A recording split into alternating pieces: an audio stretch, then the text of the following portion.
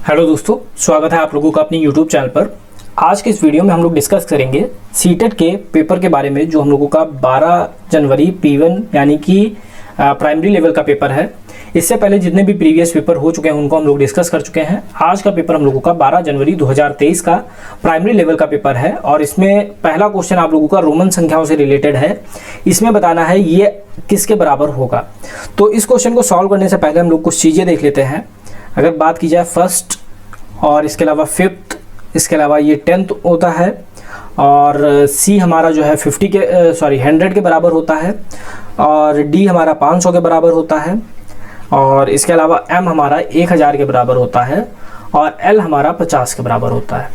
तो ये आप लोगों को 1 से 10 तक तो पता ही होगा। ये फर्स्ट होता है, ये फिफ्थ होता है और ये 10th होता है और ये हमारा 100 होता है सेंचुरी, ये हमारा 500 होता है, ये 1000 होता है और ये 50 होता है। अगर किसी भी ये L है, जैसे कि मान लीजिए अगर L के बाद में X लगा है तो L का मतलब 50 हो गया और X का मतलब 10 हो गया और इन दोनों को ऐड कर दिया जाएगा तो इसका मतलब 60 हो जाएगा। और यही चीज़ अगर XL लिखी है यानी L से पहले X लिखा गया है तो L की वैल्यू 50 हो जाएगी और पहले है यानी इसका मतलब माइनस हो जाएगा और 50 माइनस 10 जो हमारा XL की वैल्यू होगी वो 40 के बराबर होगी।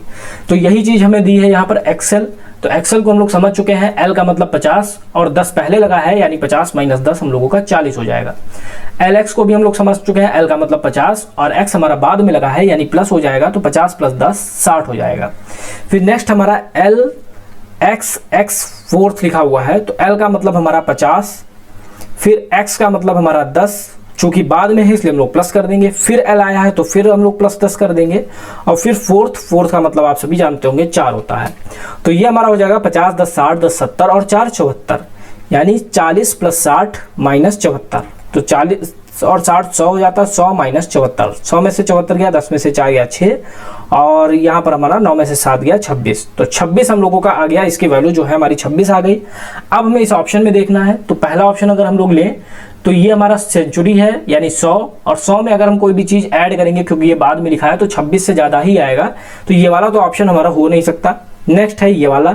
तो x की वैल्यू 10, फिर x की वैल्यू 10 और फिर 6 लिखा हुआ है यानी 6 लिखा हुआ है। अगर हम लोग इसको ऐड करेंगे तो 26 हो जाएगा। तो इस क्वेश्चन का हमारा राइट आंसर हो जाएगा ऑप्शन नंबर 2। तो इस क्वेश्चन को इसी तरीके से सॉल्व किया जाता है जब भी रोमन संख्या दी होंगी। अगर L है तो मतलब 50 है, C है तो मतलब 100 है, D है तो 500 है, M है तो 1000 है। सेम यही चीज़ चलती है। जैसे XL है तो L की वैल्यू 50 हो गई, X पहले लगा है तो माइनस कर देंगे और इसी तरीके से X अगर बाद में लगा है तो इसको प्लस कर देंगे। तो यहाँ पर हमारा 40 प्लस 60 हो गया और फिर LXXIV में L की वैल्यू 50 हो गई, X की वैल्यू 10 हो गई, फिर X की वैल्यू 10 हो गई, फिर फोर्थ की वैल्यू 4 हो गई। चूंकि ये सब बाद में है इसलिए प्लस हो गए। तो ये हमारी वैल्यू आ गई 74। 100 में से 74 माइनस किया तो 26 आ गया। अब यहाँ पर हमने ऑप्शन सेकंड में हमें सीधा सीधा दिख रहा था x की वैल्यू 10, x की वैल्यू 10 और 6 की वैल्यू 6 यानी 10 और 10 और 6 यानी कि 26 हमारा इस क्वेश्चन का राइट आंसर हो गया। नेक्स्ट है 0.04 इंटू 0.35 बटे 7 गुणे 5 यानी ये हमारा इस तरीके से लिखा गया है 0.04 गुणे 0.35 बटे 7 गुणे 5। तो इस चीज़ को हमें सॉल्व करना है। अब फिर से वही दशमलव वाली प्रॉब्लम है। अगर आप लोगों को डायरेक्ट कर सकते हो तो डायरेक्ट कर दे, कोई दिक्कत नहीं है। अगर जिन्हें नहीं समझ में आ रहा है तो वो लोग दशमलव हटाएंगे और 2 अंक हैं इसलिए हम लोग 2 जीरो ऐड कर देंगे। फिर यहाँ से दशमलव हटाएंगे, 2 अंक हैं इसलिए 2 जीरो यहाँ पर ऐड कर देंगे। फिर 7 से डिवाइड करेंगे तो ये हमारा 10000 और ये 7 बचे 35। फिर हम लोग इसको डिवाइड करेंगे तो यहाँ पर अगर हम लोग सीधे मल्टीप्लाई कर दें ये हमारा 4 गुणे 5 बटे 1 1 2 3 4 तो 5 25 चक्कू 100 हो जाएगा। 100 बटे 1 2 3 4 तो ये और ये कैंसिल, 2 जीरो से 2 जीरो तो हमारा 1 बटे 100 हो जाएगा। तो 1 बटे 100 का मतलब होता है 0.01। तो इस क्वेश्चन का आंसर हो जाएगा हमारा ऑप्शन नंबर फर्स्ट। तो 1 बटे 100 यानी 2 अंक है हमारे, तो 2 अंकों बाद दशमलव लग जाएगा तो 0.01 हम लोगों का आंसर हो जाएगा। पहले क्वेश्चन दूसरे क्वेश्चन का जो राइट आंसर हो जाएगा ऑप्शन नंबर 1 हो जाएगा। तो इसको आप लोग डायरेक्ट भी कर सकते थे, डायरेक्ट आप लोग डिवाइड कर देते, या फिर आप लोगों को अगर नहीं समझ में आ रहा तो दशमलव हटाया, 2 अंक थे 2 जीरो ऐड किए, यहाँ पर 2 अंक थे 2 जीरो ऐड किए, 7 से डिवाइड किया 7 बचे 35 और ये 1000, फिर मल्टीप्लाई कर दिया 25 25 सबको 100, और ये हमारा 10000 ऐसे ही रहा, 00 से 00 कैंसिल हो गया, तो 1/100 का मतलब हो गया 0.01। नेक्स्ट क्वेश्चन, निम्नलिखित में से वह संख्या पहचानिए जो 3 तथा 4 से विभाज्य है परंतु 9 से विभाज्य नहीं है। तो 3 से विभाज्य की हम लोग बात कर चुके हैं। अगर 3 से विभाज्य होगी तो संख्याओं के जो अंक है उनका योगफल भी 3 से विभाज्य होना चाहिए। 4 से विभाज्य का नियम होता है कि 4 से वे संख्याएं विभाजित होंगी जिनकी आखिरी की 2 डिजिट 4 से विभाजित है, वे पूरी संख्या 4 से विभाजित होंगी। और 9 से विभाजित होने के लिए संख्या का जो अंकों का योगफल है वो 9 से डिवाइड होना चाहिए। 3 से के लिए 3 का, 9 से के लिए 9 का, और 4 के लिए अगर बात की जाए तो आखिरी के 2 अंक 4 से डिवाइड होने चाहिए। अब इसमें कह रहा है कि 3 और 4 से विभाज्य हैं परंतु 9 से विभाज्य नहीं है। तो हम लोग यहाँ पर देख लेते हैं, इनका 8 5 13, 13 और 8 21। तो 21 जो है 3 से तो विभाज्य है और 9 से विभाज्य नहीं है, ये वाला हमारा हो सकता है। फिर इसके भी अंकों का देख लेते हैं, पहले हम लोग 3 और 9 से चेक कर लेते हैं, फिर हम लोग 4 का चेक कर लेंगे। तो 6 2 8 1 9 हो गया, तो 9 3 से विभाज्य है और 9 से विभाज्य है, यानी ये भी हमारा हो सकता है। इन दो ऑप्शन हो सकते हैं। इनके अंकों का योगफल 14 हो गया, 14 ना तो 3 से विभाज्य है ना 9 से, ये वाला हमारा ऑप्शन नहीं होगा। फिर 8 1 9 आ गया। अब हमसे क्वेश्चन में कह रहा था 9 से विभाज्य नहीं है, ये तो 9 से विभाज्य हो जाएगा, यानी ये भी हमारा नहीं हो सकता। 2 ऑप्शन हमारे एलिमिनेट हो गए, 2 ऑप्शन हमारे बच्चे 21 और 9। अब ये जो है 9 से विभाज्य नहीं है। अब हम लोगों से क्वेश्चन में पूछा था कि कौन सी संख्या 9 से विभाज्य नहीं है, क्योंकि ये वाले हमारे 9, इनके अंकों का योगफल 9 आया है, ये 9 से विभाज्य हो जाएगा। तो ये वाला तो हमारा गलत हो गया, क्योंकि हमसे क्वेश्चन में पूछा है 9 से विभाज्य नहीं है, तो 9 से विभाज्य ये वाली संख्या नहीं होगी, यानी ये वाला आंसर हमारा राइट आंसर हो जाएगा। बाकी आप लोग 8 से भी चेक, 4 से भी चेक कर सकते हैं। आखिरी के 2 अंक हैं, 4 से डिवाइड करेंगे तो पूरे डिवाइड हो जाएंगे, यानी ये संख्या 4 से विभाज्य है। 21 3 से डिवाइड होता है, यानी 3 से भी डिवाइड है, और 9 से डिवाइड नहीं है, यानी यही वाला ऑप्शन हमारा राइट आंसर हो जाएगा। तो आपको याद रखना है कि जो भी संख्या अगर पूछी जाए, अगर उनके अंकों का योगफल 3 से विभाज्य है तो संख्या 3 से विभाज्य होगी। अगर आखिरी के 2 अंक 4 से विभाज्य है तो संख्या 4 से विभाज्य होगी।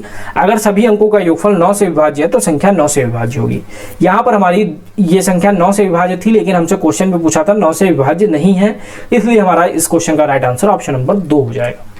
नेक्स्ट क्वेश्चन है, 188 प्राप्त करने के लिए 186 प्लस 215 प्लस 46 माइनस 170 में से क्या घटाएं।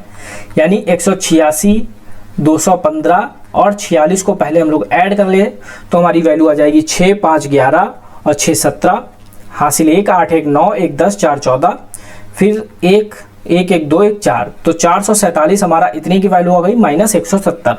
तो 447 में से 170 माइनस करेंगे तो ये हमारा 7 हो जाएगा, ये 7 हो जाएगा और ये हमारा हो जाएगा 2, तो 277 हो जाएगा, यानी इसकी वैल्यू हमारी 277 आ गई। अब अगर हम क्वेश्चन को पढ़ते हैं तो 188 प्राप्त करने के लिए 277 में से क्या घटाया जाए। तो हम लोग मान लेते हैं 277 में से x घटाया जाए तो हमें 188 मिल जाएगा। पक्षांतर कर लेते हैं तो 277 माइनस 188 बराबर x, तो x बराबर 277 में से 188 माइनस करेंगे तो हमारा 89 आंसर आ जाएगा। इस क्वेश्चन का राइट आंसर हो जाएगा ऑप्शन नंबर फर्स्ट। तो इसको हमें सॉल्व कर लेना था, सिंपली हम लोगों ने इनको ऐड कर दिया, इसमें से 170 माइनस कर दिया। फिर अगर आप क्वेश्चन पढ़ेंगे 188 प्राप्त करने के लिए 277 में से क्या घटाया जाए, हम लोगों ने मान लिया x घटाया जाए, तो 270 माइनस x बराबर 188, पक्षांतर कर दिया, इधर प्लस में था इधर माइनस में हो गया, 270 माइनस 188 हमारा वैल्यू आ गई 89। तो x की जो वैल्यू हो गई 89, यानी 188 प्राप्त करने के लिए इसमें से 89 को माइनस करेंगे तो हमें 188 मिल जाएगा। नेक्स्ट क्वेश्चन है, अनु के पास अपने जन्मदिन पर बांटने के लिए 36 टॉफियों वाले 8 पैकेट थे। यानी अगर टॉफी की कुल संख्या अगर देखी जाए तो 36 टॉफी थी एक पैकेट में, टोटल पैकेट उसके पास 8 थे, यानी कि उसके पास टॉफियों की कुल संख्या 288 हो गई। तो टोटल टॉफी उसके पास 288 है। अब कह रहा है उसने टॉफियों का 1/4 भाग अपनी सहेलियों को यानी फ्रेंड्स को, 1/4 भाग, तो 288 का 1/4 भाग फ्रेंड को बांटा, तो 4 7 28, 4 दूनी 8, यानी 72 टॉफियां उसने दोस्तों में बांट दी।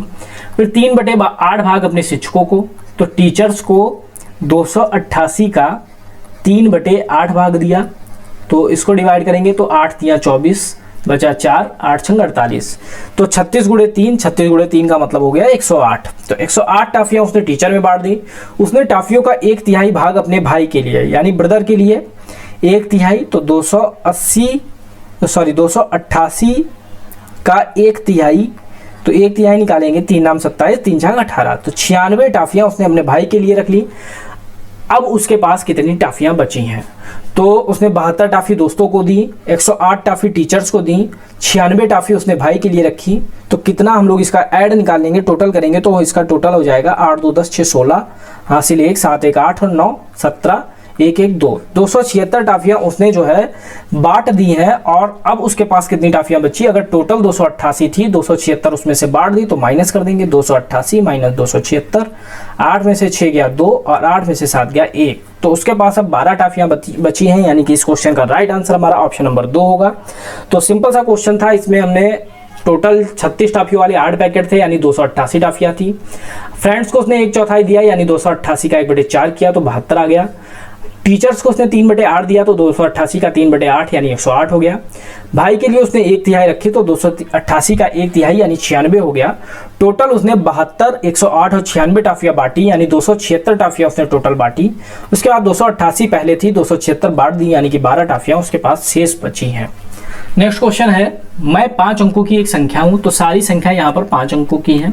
नेक्स्ट, जिसके सभी अंक अलग अलग हैं, तो सभी के अंक अलग अलग हैं। मैं 2 से विभाज्य हूं, तो सारी संख्याएं यहाँ पर 2 से विभाज्य हैं, क्योंकि सभी के आखिरी अंक सम संख्या है, परंतु 4 से नहीं। तो 4 से विभाज्यता का नियम अभी हम लोगों ने बात की थी, आखिरी के 2 अंक अगर 4 से विभाज्य हैं तो संख्या 4 से विभाज्य होगी। तो लास्ट संख्या 4 से विभाज्य हो रही, यानी ये तो हमारा नहीं हो सकता, बचे हुए हमारे 3 ऑप्शन। अब कह रहा मेरे दाहिने के स्थान का अंक सबसे छोटी अभाज्य संख्या है, तो दाहिने के स्थान का अंक ये होता है, तो 1 सबसे छोटी अभाज्य संख्या है नहीं, यहाँ पर भी 1 है, यहाँ पर 2 है, तो सबसे छोटी अभाज्य संख्या 2 होती है, तो यहाँ पर 2 आया है, तो यही वाला ऑप्शन हमारा राइट आंसर हो जाएगा। बाकी सैकड़े तथा हजार के स्थानों के अंक क्रमशः दूसरी विषम संख्या और तीसरी है, तो सैकड़े पर 3 है और हजार पर 5 है, यानी जो तीसरी और पांचवी जो लगातार दूसरी और तीसरी अभाज्य संख्या है। तो इस क्वेश्चन का राइट आंसर हमारा ऑप्शन नंबर 3 हो जाएगा। तो सिंपल सा क्वेश्चन था, 2 से विभाज्य है, तो यहाँ पर हम लोग देख सकते हैं, अगर आखिरी में 0 2 4 6 8 है तो 2 से विभाज्य होगी। 4 के लिए आखिरी के 2 अंक 2 से विभाज्य हैं, तो 4 से विभाज्य है, तो ये लास्ट संख्या 4 से विभाज्य हो रही थी, लेकिन ये हमसे क्वेश्चन में कह रहा था 4 से विभाज्य नहीं है, तो ये 3 ऑप्शन बचे। मेरे दाहिने के स्थान का अंक सबसे छोटी अभाज्य संख्या, तो सबसे छोटी अभाज्य संख्या 2 होती है, तो दाहिने का अंक 2 जो 2 है वो केवल एक ऑप्शन में मिल रहा था, ऑप्शन नंबर 3। तो इस क्वेश्चन का राइट आंसर हमारा ऑप्शन नंबर 3 हो गया। नेक्स्ट है, 3:30 बजे घड़ी की सुइयों के बीच बने कोण की माप क्या होगी। तो फार्मूला होता है 11/2m - 30h। तो h का मतलब घंटा, m का मतलब मिनट, तो 11/2 m का मतलब मिनट, यानी 30 मिनट हो रहा है, 3:30, तो 30 मिनट माइनस 30, h का मतलब घंटा यानी 3 घंटे, तो 3 से मल्टीप्लाई, 2 से डिवाइड करेंगे तो ये 15 हो जाएगा, 11 और 15, 11 गुणे 15 माइनस 30 दिया 90, 11 और 15 की जब मल्टीप्लाई करेंगे तो 165 हो जाएगा, माइनस 90, तो 5 में से 0 गया 5, 16 में से 9 गया 7, तो 75 डिग्री हमारा आंसर हो गया ऑप्शन नंबर 3। तो सिंपल था क्वेश्चन था, अगर आप लोगों को फार्मूला पता है तो आप लोग इजीली कर लेंगे। 11/2m - 30 है, जहां पर m मिनट है और h घंटा है, तो यहाँ पर हमारा 3 जो है घंटा है, 30 मिनट है, हम लोगों ने सॉल्व किया, तो 75 डिग्री हमारा इस क्वेश्चन का राइट आंसर हो गया। नेक्स्ट है, सही कथन को चुनिए, वृत्त का व्यास उसकी त्रिज्या की लंबाई का आधा होता है। तो गलत है, क्योंकि वृत्त का व्यास जो है 2 गुना होता है त्रिज्या का, यहाँ पर हमसे आधा कह रहा है तो गलत हो गया ये वाला। व्यास बराबर, हमेशा याद रखिए, व्यास बराबर 2 गुणे त्रिज्या, यानी त्रिज्या की 2 गुना व्यास होता है। प्रत्येक जीवा वृत्त का व्यास होती है, तो गलत है, क्योंकि जीवा इस टाइप से भी हो सकती है, इस टाइप से भी हो सकती है, तो प्रत्येक जीवा वृत्त का व्यास नहीं होता है। जबकि अगर यहाँ पर लिखा होता सबसे लंबी जीवा वृत्त का व्यास होती तो सही होता, क्योंकि सबसे लंबी जो जीवा होती है वही वृत्त का व्यास होती है। कहा जाए प्रत्येक जीवा वृत्त का व्यास होती तो ये गलत हो गया। वृत्त में अनेक त्रिज्याएं खींची जा सकती हैं, तो बिल्कुल सही ये जो स्टेटमेंट लिखा है, क्योंकि अगर मान लीजिए केंद्र है तो एक ये त्रिज्या हो गई, ये त्रिज्या हो गई, ये त्रिज्या हो गई, केंद्र से जितनी भी रेखाएं परिधि को मिलाएंगी वो सारी त्रिज्या होंगी, तो वृत्त में अनेक त्रिज्याएं खींची जा सकती है। बिल्कुल सही स्टेटमेंट लिखा हुआ है हमारा, जो इस क्वेश्चन का राइट आंसर हो गया ऑप्शन नंबर 3। वृत्त की परिधि उसके व्यास का 3 गुना होती है, तो बिल्कुल गलत है, क्योंकि वृत्त की परिधि का फार्मूला 2πr होता है, यानी त्रिज्या का 2π गुना होती है, तो ये वाला तो बिल्कुल गलत हो गया। इसके अलावा अगर सबसे लंबी जीवा कही जाए तो सबसे लंबी जीवा वृत्त का व्यास होती है, और जो व्यास है वो त्रिज्या का 2 गुना होता है। और बाकी एक वृत्त में कितनी भी जो त्रिज्याएं हैं वो कितनी भी त्रिज्याएं खींची जा सकती हैं। जैसे कि यहाँ पर हम लोगों ने एग्जांपल पे देखा, यहाँ पर अगर केंद्र है तो हम लोग यहाँ से कितनी भी त्रिज्याएं खींच सकते हैं। नेक्स्ट है, निम्नलिखित में से कौन सी त्रिभुज की भुजाएं नहीं हो सकती। तो सेम जैसा हम लोगों ने लास्ट वीडियो में डिस्कस किया था, 3 4 5 त्रिभुज के 2 भुजाओं का योगफल जो है तीसरी भुजा से हमेशा बड़ा होता है। अगर यहाँ पर देखेंगे 4 और 3 7, 5 से बड़ा है, 5 और 4 9, तीसरी से बड़ा है और 5 और 3 8 यानी इससे बड़ा है। फिर हम लोग 6 6 6 देखते हैं, 6 6 6, इसका योग करेंगे 12, जो तीसरे से बड़ा है, इसका योग करेंगे तो भी ये तीसरे से बड़ा आएगा और इसका योग करेंगे तो भी तीसरे से बड़ा है। फिर 7 7 15, फिर अगर हम लोग 7 और 7 का योग करेंगे तो 14 आएगा और 14 जो है 15 से छोटा है, यानी कि ये वाला जो है त्रिभुज की भुजा नहीं हो सकती। 7 7 15 इस क्वेश्चन का राइट आंसर हो जाएगा। त्रिभुज की भुजा होने के लिए जरूरी है कि आपके दो भुजाओं का योगफल तीसरी भुजा से बड़ा होना चाहिए, जबकि ऑप्शन नंबर 3 में अगर हम लोग 7 और 7 को जोड़ेंगे तो 14 ही मिल रहा है और तीसरी भुजा 15 यानी छोटी हो रही है, तो यही हमारा राइट आंसर हो जाएगा। ये त्रिभुज की भुजाएं नहीं हो सकती। नेक्स्ट है आशु 5 फुट 5 सेंटीमीटर लंबी है और 1 फुट 30 सेंटीमीटर के बराबर है, यानी 5 फुट 5 सेंटीमीटर। तो 1 फुट अगर 30 के बराबर है तो 5 फुट 5 गुणे 30 के बराबर होगा प्लस 5 सेंटीमीटर, तो ये हो जाएगा 150 प्लस 5, तो ये हो जाएगा हमारा 155 सेंटीमीटर। नेक्स्ट है 4 फुट 20, ये हमारी आशु की लंबाई हो गई। फिर है नीतू, तो नीतू का 4 फुट 20 सेंटीमीटर, तो 1 फुट में 30 सेंटीमीटर में क्वेश्चन में ही दिया है, तो 4 गुणे 30 प्लस 20, तो 4 तियां 12, 120 प्लस 20, तो ये हमारा हो गया 140। अब क्वेश्चन में पूछ रहा है आशु नीतू से कितनी लंबी है। इसकी लंबाई 155 है, इसकी 140 है, दोनों को माइनस कर देंगे तो हमें पता चल जाएगा कितनी लंबी है। हमारा आंसर हो गया ऑप्शन नंबर 4 इस क्वेश्चन का राइट आंसर हो गया। तो सिंपल सा क्वेश्चन था, क्योंकि हमें इसमें दिया था 1 फुट बराबर 3 सेंटीमीटर, तो हम लोगों ने इसमें सेंटीमीटर में चेंज कर लिया। सेंटीमीटर में चेंज करने के बाद आशु की लंबाई 155 सेंटीमीटर आ गई, नीतू की लंबाई 140 सेंटीमीटर आ गई। अगर हम लोग माइनस कर देंगे तो हमें पता चल जाएगा कितने सेंटीमीटर लंबी है। नेक्स्ट है एक आयत का क्षेत्रफल 252 सेंटीमीटर स्क्वायर है, इसकी लंबाई 18 सेंटीमीटर है, तो परिमाप क्या होगा। तो आयत का जो क्षेत्रफल होता है वो लंबाई गुणे चौड़ाई होता है, तो लंबाई गुणे चौड़ाई बराबर एरिया होता है। आयत की बात की जाए तो लंबाई हमें 18 दी है, चौड़ाई हमको पता नहीं, हम लोग मान लेते हैं x है, बराबर क्षेत्रफल हमें दिया है 252, तो x बराबर 252 बटे 18 हो जाएगा। तो यहाँ से हम लोग x की वैल्यू निकाल सकते हैं। तो x की वैल्यू निकालने के लिए सबसे पहले 9 से डिवाइड किया, 9 दूनी 18, और यहाँ पर किया 9 दूनी 18 बचा 7, 9 8 72, 2 से डिवाइड किया तो 14 आ गया। तो x की वैल्यू आ गई 14 सेंटीमीटर। अब हमें चौड़ाई पता चल गई, लंबाई पता चल गई, परिमाप पूछ रहा था, तो परिमाप का फार्मूला होता है, आयत की बात की जाए तो 2 ब्रैकेट में लंबाई प्लस चौड़ाई। तो लंबाई हमें पता है, क्वेश्चन में 18 दी है, और चौड़ाई हमें पता है, क्वेश्चन हम लोगों ने फाइंड की है 14, तो 18 14 32 हो जाएगा। तो 2 गुणे 32 यानी कि 64 सेंटीमीटर इस क्वेश्चन का आंसर हो जाएगा। ऑप्शन नंबर 3 इस क्वेश्चन का राइट आंसर होगा। तो जब भी ऐसा क्वेश्चन दिया हो तो 2 फार्मूला आपको यूज करना है, आयत का क्षेत्रफल जो कि लंबाई गुणे चौड़ाई होती है, लंबाई हमें दी थी तो चौड़ाई हम लोगों ने फाइंड कर ली, और आयत का परिमाप 2 ब्रैकेट में लंबाई प्लस चौड़ाई। लंबाई भी हमें पता है, चौड़ाई भी पता है, परिमाप हम लोग इजिली निकाल सकते हैं। नेक्स्ट है एक घनाभकार टीन के डिब्बे की लंबाई चौड़ाई और ऊंचाई 32 20 और 25 सेंटीमीटर है। तो ये मान लीजिए इस टाइप से अगर कोई घनाभकार डिब्बा है तो इसकी जो लंबाई है यानी ये वाला पार्ट ये हमारा 32 है ये, और जो इसकी चौड़ाई है वो 20 सेंटीमीटर है, ये 20 सेंटीमीटर है, और इसकी जो ऊंचाई है वो 25 सेंटीमीटर है।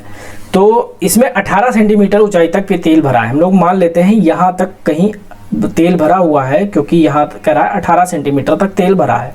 टोटल 25 सेंटीमीटर है, 18 सेंटीमीटर तक तेल भरा हुआ है। इस टीन के डिब्बे में और कितना सेंटीमीटर क्यूब तेल डाला जा सकता है। पहली बात, आप लोगों को जब भी ऐसा क्वेश्चन होगा आयतन निकालना है। अगर आप लोगों को नहीं समझ में आ रहा तो ये सेंटीमीटर क्यूब है, और सेंटीमीटर क्यूब केवल आयतन का यूनिट होता है। तो हमें यहाँ पर ये चीज़ समझ में आ गई कि हमको आयतन निकालना है। अब कह रहा है कितना तेल डाला जा सकता है। अगर हमें टोटल पता चल जाए कि टोटल कितना तेल आ सकता है, और 18 सेंटीमीटर तक भरा है, यानी 18 सेंटीमीटर तक अगर बात की जाए इस टाइप से, तो कितना तेल यहाँ तक भरा हुआ है, अगर दोनों पता चल जाए तो दोनों को माइनस करके हम लोग वैल्यू को निकाल सकते हैं। तो घनाभकार की बात की जाए तो घनाभ का जो आयतन होता है वो लंबाई गुणे चौड़ाई गुणे ऊंचाई होता है। तो सबसे पहले पूरे घनाभ की अगर बात की जाए तो इसकी जो लंबाई है वो 32 है, चौड़ाई हमको क्वेश्चन में ही दी है 20, और ऊंचाई भी क्वेश्चन में दी है 25। अगर हम लोग इसकी मल्टीप्लाई कर देंगे 32 गुणे 20 गुणे 25, तो ये हमारा आ जाएगा 16,000 सेंटीमीटर क्यूब। तो ये हमारा टोटल मात्रा आ गई कि इसमें 16,000 सेंटीमीटर क्यूब जो है तेल आ सकता है। लेकिन भरा कितना है, केवल 18 सेंटीमीटर ऊंचाई तक भरा है। इसको अगर हम लोग V1 मान लें तो हम लोग V2, फिर सेम वही LBH, तो एल तो हमारा सेम रहेगा क्योंकि लंबाई तो सेम रहेगी, चौड़ाई भी हमारी सेम रहेगी क्योंकि चौड़ाई पे कोई फर्क पड़ना नहीं है। ऊंचाई अब हमारी 18 हुई क्योंकि 18 सेंटीमीटर तक तेल भरा है। तो अब अगर हम लोग मल्टीप्लाई करेंगे तो ये हमारा हो जाएगा 11,520 सेंटीमीटर क्यूब। अब 16,000 सेंटीमीटर क्यूब आ सकता है, 11,520 सेंटीमीटर क्यूब उसमें भरा हुआ है, तो कितना और आ सकता है, तो माइनस कर देंगे। 16,000 में से अगर हम लोग 11,520 माइनस कर देंगे तो हम लोगों का आंसर आ जाएगा। तो माइनस करने पे ये आ जाएगा 4480 सेंटीमीटर क्यूब। तो 4480 सेंटीमीटर क्यूब हमारा ऑप्शन नंबर 3 में है। तो फिगर के माध्यम से आप लोग आसानी से समझ सकते हैं। टोटल हमें ऊंचाई 25 पता थी और यहाँ तक हम लोगों ने मान लिया कि यहाँ तक हमारा जो तेल है वो भरा हुआ है। तो टोटल अगर हम लोगों को पता चल जाए कि टोटल कितना है तेल आ सकता है और कितना भरा हुआ है, दोनों को माइनस कर देंगे तो हमें पता चल जाएगा। तो टोटल के लिए लंबाई गुणे चौड़ाई गुणे ऊंचाई हम लोगों ने आयतन निकाल लिया 16,000, भरा है 18 सेंटीमीटर तक, यानी ऊंचाई हमारी 18 हो गई। अब तो हमारा कितना भरा हुआ है 11,520 सेंटीमीटर क्यूब, दोनों को माइनस कर दिया तो 4480 सेंटीमीटर क्यूब अभी तेल और आ सकता है। नेक्स्ट है निम्न पैटर्न में आगे आएगा। तो 4 6 3 5 2 4। तो यहाँ पर हम लोग देख रहे हैं 4 + 2 6, 6 में से -3, फिर +2 और फिर -3 और फिर +2, यानी जो हमारी सीरीज चल रही है +2 -3 +2 -3 +2। तो अब क्या होगा, अब यहाँ पर -3 होगा, जब 4 में से -3 होगा तो हमारा 1 आ जाएगा। तो यहाँ पर जो वैल्यू है वो 1 आएगी। ऑप्शन नंबर 1 इस क्वेश्चन का राइट आंसर होगा। सिंपल सा क्वेश्चन था, +2 -3 +2 -3 +2 -3 की सीरीज चल रही थी। तो इस हिसाब से हमारा इस क्वेश्चन का राइट आंसर ऑप्शन नंबर 1 हो गया। नेक्स्ट है, किसी परीक्षा में 5 विषयों में दिव्या के प्राप्तांकों को एक पाई चार्ट पर दर्शाने पर बने केंद्रीय कोड इस प्रकार हैं। तो हिंदी, अंग्रेजी, गणित, विज्ञान और सामाजिक विज्ञान का केंद्रीय कोड दिया है। कह रहा है यदि उसे गणित में 105 अंक मिले, तो गणित की अगर बात की जाए तो 63 डिग्री है। तो 63 डिग्री की वैल्यू हमें दे रखी है 105, क्योंकि डिग्री में 63 है और अंक में 105 है, यानी दोनों बराबर है। अब कह रहा है पांचों विषयों में उसके द्वारा प्राप्तांक कुल अंक कितने हैं। तो टोटल हम लोग जानते हैं कि डिग्री में होगा तो 360 डिग्री होगा। तो यहाँ पर हम लोग 1 डिग्री की वैल्यू निकाल सकते हैं। 1 डिग्री हमारा हो जाएगा 105/63। टोटल पूछ रहा है यानी 360 डिग्री की वैल्यू पूछ रहा है, तो ये हो जाएगा हमारा 105/63 गुणे 360। तो 9 से डिवाइड किया 9 7 63, 9 चौक 36, 40 हो गया। 7 से डिवाइड किया 7 एकम 7 बचा 3, 7 5 35 हो गया, यानी 15 गुणे 40। तो 15 गुणे 40 हमारा होता है 600। तो इस क्वेश्चन का जो राइट आंसर हो जाएगा ऑप्शन नंबर 2। तो सिंपल सा क्वेश्चन था, क्योंकि हम लोग जानते हैं अगर भाग की बात की जाएगी तो पूरा भाग 1 होता है, परसेंट की बात की जाएगी पूरा भाग 100% होता है, डिग्री की बात की जाएगी तो पूरा भाग 360 डिग्री होता है। तो 63 डिग्री की वैल्यू 105 दी थी, तो 1 डिग्री की वैल्यू 105/63 हो गई। पूरा पूछ रहा था यानी 360 डिग्री की वैल्यू पूछ रहा था, तो हम लोग निकाल सकते थे 600 हम लोगों का इस क्वेश्चन का राइट आंसर हो गया।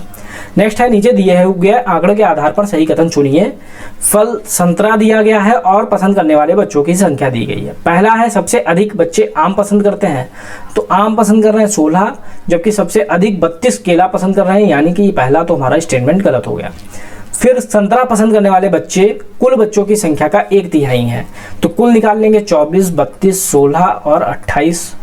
तो यह 28 और 16 40 हो जाएगा, और ये 32 और 24 हम लोगों का 32 4 36, इसको हम लोग जोड़ लेते हैं 4 2 6 6 12 8 20, 2 2 4 3 7 और 1 8 और 2 10। तो 100 हो गया हम लोगों को टोटल। अब कह रहा 1/3 है, यानी कि 1/3 निकालेंगे तो 1/3 लगभग 33.3 के बराबर आ जाएगा। अब कह रहा है कुल बच्चों की संख्या का 1/3 संतरा, तो संतरा पसंद कर रहा है 24, 1/3 है 33.3, यानी ये वाला भी स्टेटमेंट गलत है। नेक्स्ट है, संतरा या केला पसंद करने वाले बच्चे सेब पसंद करने वाले बच्चों की संख्या के 2 गुने हैं।